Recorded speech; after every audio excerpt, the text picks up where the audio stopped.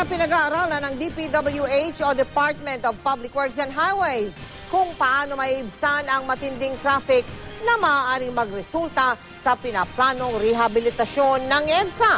Ang pinakamahirap na bahagi raw ng planong rehabilitation, ang Phase 1 o yung pong mula Rojas Boulevard hanggang sa Mega Mall.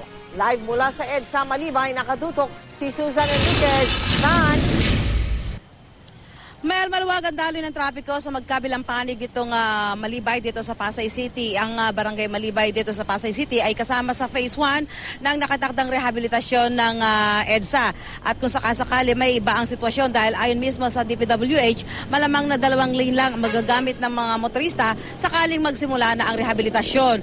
Ang rehabilitasyon ng EDSA ay nakatakda sa darating na Mayo at inaasahang tatagal ng 2 taon. At siyempre, inaasahang ito'y magdudulot ng matinding problema sa daloy ng trapiko. Ang unang yugturo ng proyekto sa EDSA Rojas Boulevard, Pasay City hanggang sa Julio Vargas sa Mandaluyong ang pinakamahirap. Kasama kasi sa Phase 1 ang pagtatayo ng elevated flyover mula Taft Avenue hanggang Malibay. Isasabay ito sa pagkukumpunin sa EDSA at Taft Avenue kung saan papalitan ang mga sirang concrete pavements. Ang malapit po sa mga commercial center like Makati at Ortigas, yun po ang medyo may kabigatan sa aming trabaho because of the traffic load po doon sa portion na yun. Ay ikalawang yugto naman ay mula Mandaluyong hanggang sa Quezon City. At ang huling yugto ay Quezon City hanggang Monumento sa Caloocan. Matinding problema sa trapiko ang inaasahan ng DPWH na idudulot ng nakatakdang rehabilitasyon ng EDSA pagkatapos ng eleksyon sa Mayo.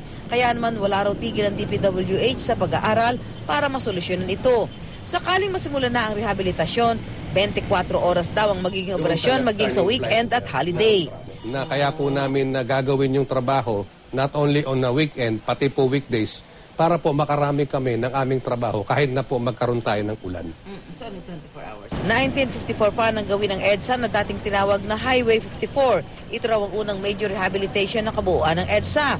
Natataon din daw ang proyekto para sa gaganaping World Economic Forum sa 2014 at Asia Pacific Economic Cooperation sa 2015. Kaya dapat lang daw na maipagmalaki natin ang itinuturing na premier highway sa bansa. Magiging kasing ganda raw ng SLEC at NLEX ang EDSA kapag natapos na ang rehabilitasyon. Pero ang mga motorista nag-aalala sa lilikhain itong traffic. Siguro traffic sobra yan.